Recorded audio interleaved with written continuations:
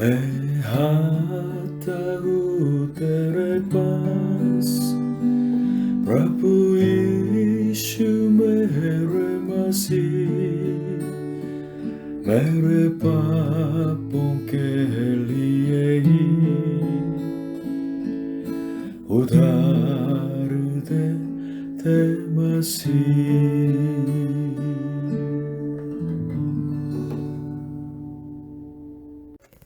Hallelujah. प्रभु यीशु मसीह जी आप सभी को आशीष दें।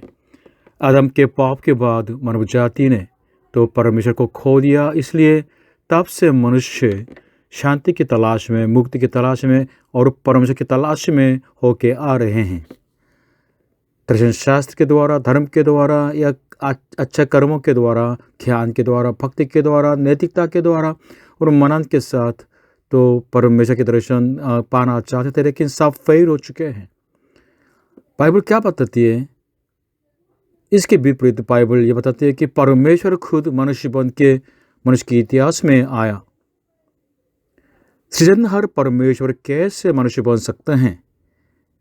इस प्रश्न को समझना मनुष्य के दिमाग से बिल्कुल असंभव की बात है। इसलिए इस्लाम धर्म में या यहोवा के वितनिस के अंदर या यहूदी धर्म के अंदर उन्होंने सोचा कि ये विचार परमेश्वर की निंदा की बात है, इसलिए तो उन्होंने इसको पाप समझ लिया है। अनेक देवताओं पर विश्वास करने वाले हिंदू धर्म के अंदर तो अवतार का जो कोई रूप को लेके आने वाले ईश्वरों के बारे में तो कुछ हैं, लेकिन बाइबल के अंदर जो सिखाया जाता है मनुष्य बने परमेश्वर, ये अवतारों से बिल्कुल अलग है। बाइबल ये कहती है कि एकमात्र सच्चे परमेश्वर, हमारा सृजनहार परमेश्वर, वो हमसे इतना प्रेम करते हैं, इसलिए हमें पाप क्षमा और अनंत जीवन देने के लिए इस दुनिया में तो मनुष्य बन के आया। क्यों परमेश्वर मनुष्य बने? इसका प्रमुख जो कारण ये है कि मनुष्य पापी हैं और इन पापियों के बीच में उनको बचाने वाला कोई नहीं था। परमेश्वर के उस महान प्रेम की वजह से उसने अपने इकलौते को इस दुनिया में भेजा, वो मनुष्य बन के आया। इसलिए परमेश्वर पर विश्वास करने का मतलब है इस बात पर, इस तथ्य पर विश्वास करना है कि परमेश्वर मुझसे इतना प्रेम करते हैं। अगर आप इसी परमेश्वर के प्रेम में बने रहेंगे, आप सदा के लिए सुरक्षित हैं। कोई आपको छीन नहीं सकता, आपको नाश नहीं कर सकता। हम कैसे इस परमेश्वर के प्रेम पर आश्वासन रख सकते हैं? किस बुनियाद पर? इस बात पर कि परमेश्वर ने अपने इकलौते को हमारे लिए दे दिया। परमेश्वर का इकलौता मनुष्य बन के आया और आपके लिए, मेरे लिए क्रूस पर मरा और जी उठा।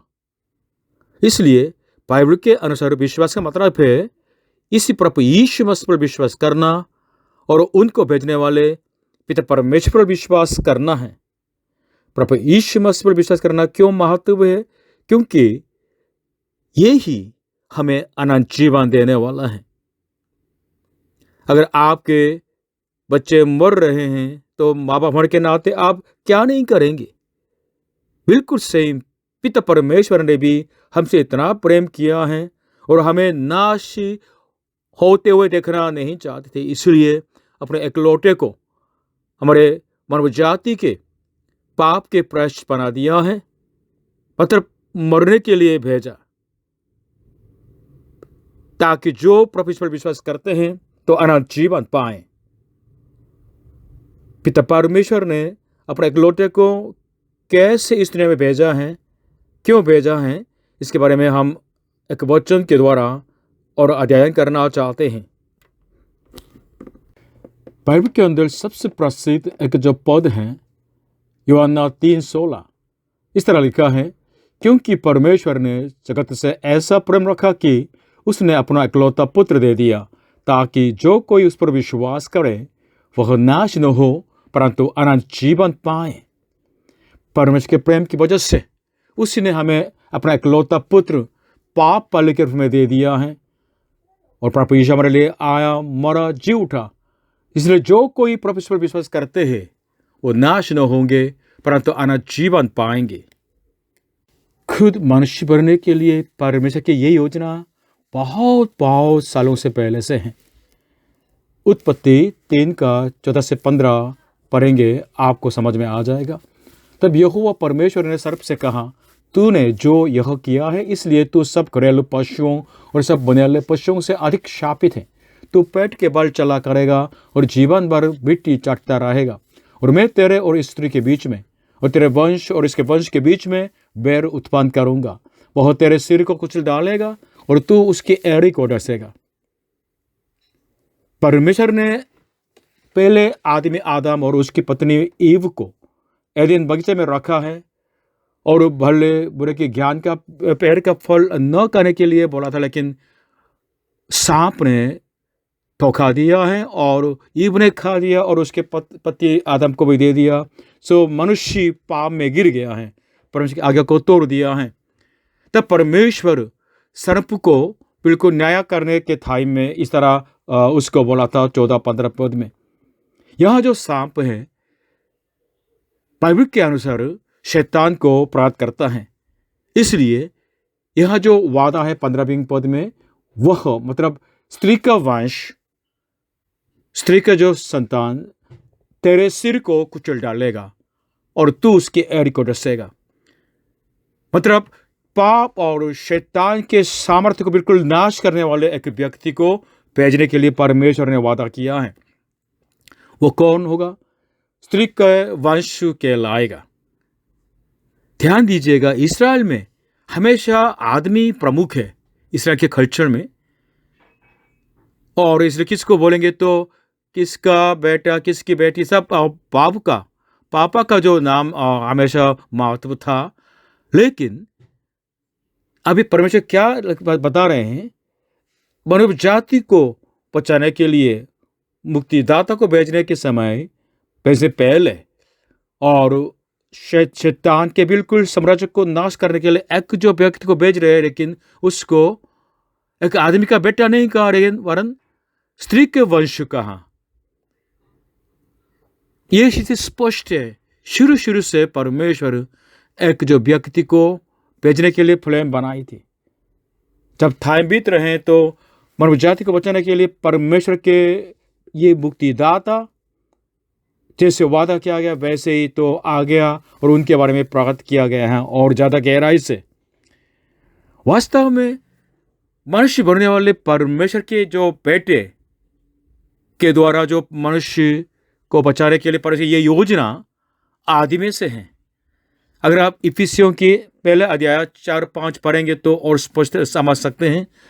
लिखा है कि जैसा उसने हमें जगत की उत्पत्ति से पहले उसमें चुन लिया कि यहाँ उसमें का मतलब मसीहा में हम उसके निकट प्रेम में पवित्र और निर्दोष हों और अपनी इच्छा की सुमति के अनुसार हमें अपने लिए पहले से ठहराया कि यीशु मसीह के द्वारा हम उसके लेपालक पुत्र हों। मतलब हमें प्रभु यीशु मसीह में बचाने के लिए कब से योजना बनाई परमेश्वर ने? जगत की उत्पत्ति से पहले। Hallelujah, hallelujah. एदेन बगीचा में स्त्री के वंश के बारे में वादा करने के बाद कम से कम 3300 साल बीतने के बाद परमेश्वर ने एक नबी यशायाह के द्वारा आने वाले उस जो मसीह के बारे में, मुक्तिदाता के बारे में इस तरह तो वर्णना किया है। इस बार उसको तो कुमारी के द्वारा पैदा होने वाले के रूप में बताया गया है।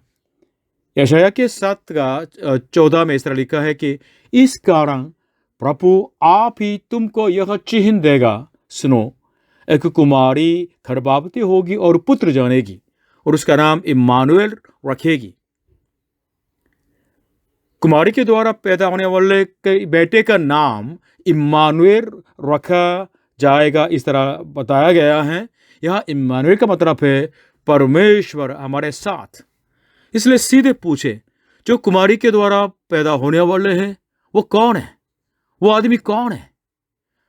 हाँ, जरूर बताया गया कि एक पुत्र है, मतलब फुली मैन है, लेकिन उसके टाइटल में क्या है? इम्मानुएल, परमेश्वर हमारे साथ। फुली परमेश्वर भी है, सिद्ध तौर से मनुष्य भी है और सिद्ध तौर से परमेश्वर स्वयं भी है। ऐसा व्यक्ति पैदा होने वाले हैं। यह प्रश्न आता है कि क्या इस्राएल के लोगों ने इस भविष्यवाणी को तो सच में समझ गया होगा? नहीं, उन्होंने नहीं समझ पाया है। क्यों? क्योंकि जब यूहन्ना की किताब पढ़ेंगे तो आप समझ पाएंगे। क्योंकि यूहन्ना 8 का तो 58 में इस तरह प्रभु यीशु ने कहा कि अब्राहम के पैदा होने से पहले मैं हूं। Before Abraham was born I am. यहाँ आई एम का मतलब है यहोवा परमेश्वर ने जब मूसा को भेज रहे थे तो अपना नाम, नया नाम दिया था। यहोवा का नाम मरते मैं जो हूं सो हूं। आई एम का मतलब है मैं हूं। तो प्रभु यीशु मसीह ने उस टाइटल को अपने लिए यूज किया है। और आगे जाके यूहन्ना 10:30 में इस तरह लिखा है कि पिता और मैं एक हैं। इस तरह बातों को सुन सुन के यहूदियों ने उस बात को परमेश्वर की निंदा समझ लिया, इसलिए पत्थर उठा के प्रभु यीशु मसीह की हत्या करना चाहते थे। क्यों कुमारी के गर्भ के द्वारा पैदा होना इतना महत्व है?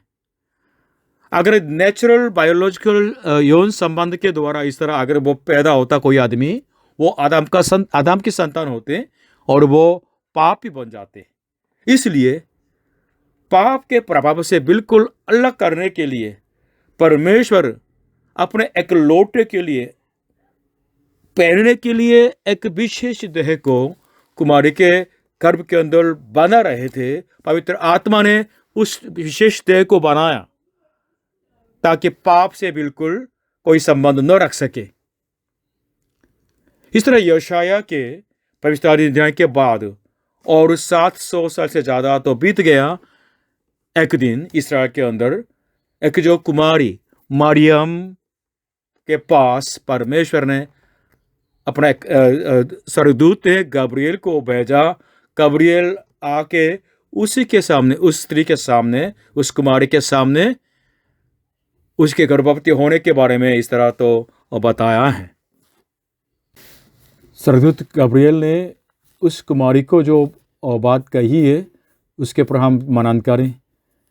लूका प्राचीन समाचार पहले अध्याय 26 से लेकर 38। 6वें महीने में परमेश्वर की ओर से जिब्राइल स्वर्गदूत गलील के नासरत नगर में एक कुमारी के पास भेजा गया जिसकी मांगनी यूसुफ नाम दाऊद के घराने के एक पुरुष से हुई थी। उस कुमारी का नाम मरियम था। और स्वर्गदूत ने उसके पास भीतर आकर कहा, आनंद और जय तेरी हो जिस पर ईश्वर का अनुग्रह हुआ है, प्रभु तेरे साथ हैं। वह उस वचन से बहुत घबरा गई और सोचने लगी कि यह किस प्रकार का अभिवादन है। स्वर्गदूत ने उससे कहा, हे मरियम, भयभीत न हो, क्योंकि परमेश्वर का अनुग्रह तुझ पर हुआ है। और देख, तू गर्भवती होगी और तेरे एक पुत्र उत्पन्न होगा। तू उसका नाम यीशु रखना। वह महान होगा और परम प्रधान का पुत्र कहलाएगा और प्रभु परमेश्वर उसके पिता दाऊद का सिंहासन उसको देगा और वह याकूब के घराने पर सदा राज्य करेगा और उसके राज्य का अंत न होगा।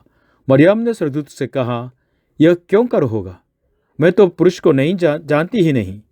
स्वर्गदूत ने उसको उत्तर दिया कि पवित्र आत्मा तुझ पर उतरेगा और परम प्रधान की सामर्थ तुझ पर छाया करेगी, इसलिए वह पवित्र जो उत्पन्न होने वाला है परमेश्वर का पुत्र कहलाएगा। और देख, और तेरी कुटुंबिनी इलिशिबा के भी बुढ़ापे में पुत्र होने वाला है। ये उसका जो भांज कहलाती थी 6वां महीना है, क्योंकि जो वचन परमेश्वर की ओर से होता है वह प्रभाव रहित नहीं होता। मरियम ने कहा, देख, मैं प्रभु की दासी हूँ, मुझे तेरे वचन के अनुसार हो। तब स्वर्गदूत उसके पास से चला गया।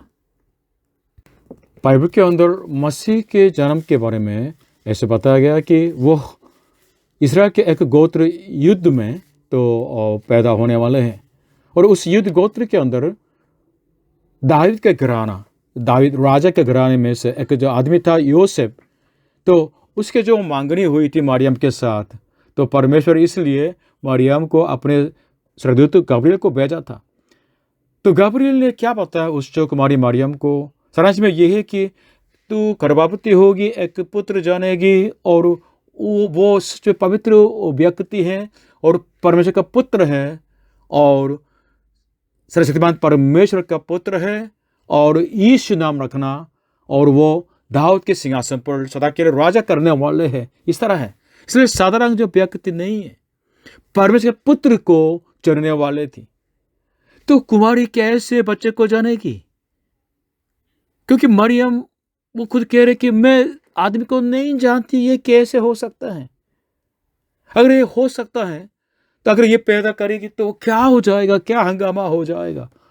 उस जमाने के यहूदी के कानून के अनुसार अगर इस तरह शादी के बिना कोई गर्भवती हो गई, बच्चे पैदा करते तो बिल्कुल पथराव किया जाता था। बहुत खतरनाक जो स्थिति आ गई थी। लेकिन इन सब बातों को सुनने के बाद स्वर्गदूत ने क्या बताया था? परमेश्वर का वचन कभी प्रभाव रहित नहीं होता। मतलब सब कुछ संभव है जो परमेश्वर कहते हैं। उस वचन को बिल्कुल विश्वास में आमंत्रित कहा। इसलिए क्या बताया? मैं प्रभु की दासी हूं, मुझे तेरे वचन के अनुसार हो। यह विश्वास सचमुच में धन्य होने का कारण हो गया। भाइयों बहनों, चर्च में हम किस पर विश्वास करते हैं? किसी बात पर विश्वास करते हैं?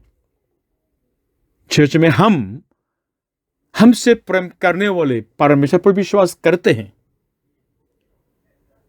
हमसे प्रेम करने की वजह से हमारे लिए जो मनुष्य बन गया, उस परमेश्वर पर विश्वास करते हैं। मनुष्य बन के सारे लोगों के पापों के बोझ को अपने ऊपर उठाने वाले उस प्रेमी परमेश्वर पर विश्वास करते हैं। उस परमेश्वर पर जो कभी था नहीं, उसको अपने वचन के द्वारा होने देने वाले उस सर्वशक्तिमान परमेश्वर पर विश्वास करते हैं। मनुष्य बन के हमारे साथ रहने वाले इम्मानुएल परमेश्वर पर विश्वास करते हैं। अगर आपकी मांगनी किसी लेडी के साथ हुई है और शादी से पहले वो माँ बनने वाली है, तो आपको बिल्कुल तो शौक मिलेगा ना। इस तरह यूसुफ के जो भाई जिसकी मांगनी मरियम के साथ हुई थी, यूसुफ का तनाव था। उसके मन में बहुत विचार आया होगा और वो शक किया होगा कि कुछ गड़बड़ किया होगा इस लेडी ने। अगर वो ऐसा साहब के सामने ये इस बात को पता था तो लोग उनको बिल्कुल पथराव कर देते। इसलिए वो चुपके से उसको त्यागने के लिए कोशिश मन में सोच रहा था। तब परमेश्वर उसके मन में बिल्कुल ये बताया था। तो मत्ती के पहले अध्याय 18 से 22 तक पढ़ेंगे। अब यीशु मसीह का जन्म इस प्रकार से हुआ कि जब उसकी माता मरियम की मंगनी यूसुफ के साथ हो गई, तो उनके इकट्ठे होने के पहले से वह पवित्र आत्मा की ओर से गर्भवती पाई गई। सो उसके पति यूसुफ ने, जो धर्मी था और उसे बदनाम करना नहीं चाहता था, उसे चुपके से त्याग देने की मांसा की। जब वह इन बातों के सोच ही में था, तो प्रभु का स्वर्गदूत उससे स्वप्न में दिखाई देकर कहने लगा, हे यूसुफ दाऊद की संतान, तो अपनी पत्नी मरियम को अपने यहाँ ले आने से मत डर, क्योंकि जो उसके गर्भ में है वह पवित्र आत्मा की ओर से है। वह पुत्र जानेगी और तू उसका नाम यीशु रखना, क्योंकि वह अपने लोगों का उनके पापों से उद्धार करेगा। यह सब कुछ इसलिए हुआ कि जो वचन पर अपने भविष्यद्वक्ता के द्वारा कहा था वह पूरा हो। परमेश्वर ने मनुष्य बनने वाले परमेश्वर के बारे में ये प्रकाशन यूसुफ को भी दिया है, ताकि वो भी विश्वास कर सके और मरियम के साथ बिल्कुल विश्वास के अनुसार चल सके। इसलिए मनुष्य बनने वाले परमेश्वर हो या सृष्टि हो, ये सब हमारे अनुभव से बाहर है, हमारे समझ से बाहर है। हम कैसे जान सकते हैं कि ये आकाश पृथ्वी की रचना परमेश्वर ने की है? हम कैसे जान सकते हैं कि परमेश्वर मनुष्य बन के आया? कैसे?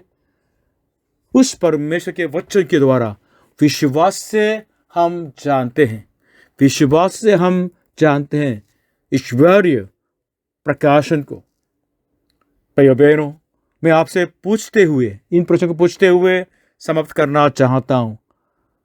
क्या आप जानते हैं कि, क्या आप विश्वास करते हैं कि आपके सृजनहार परमेश्वर ने आपसे इतना प्रेम किया है? क्या आप विश्वास करते हैं कि उस परमेश्वर ने आपसे इतना प्रेम किया इसलिए आपके लिए मनुष्य बने? क्या आप विश्वास करते हैं कि आपसे प्रेम करने की वजह से परमेश्वर ने आपके लिए मनुष्य बन के आपके पापों के बोझ को उठा लिया, मारा गया, गाड़ा गया, जी उठा? क्या आप विश्वास करते हैं कि आपको जीवन देने के लिए वो परमेश्वर मनुष्य बन के आया, आपके लिए मरा, आपके लिए मनुष्य बने पुत्र परमेश्वर प्रभु यीशु मसीह पर विश्वास करने वाले सबके लिए परमेश्वर की शांति और उनके अनंत जीवन की आशीष हमेशा के लिए भरपूर होते रहें। आमीन।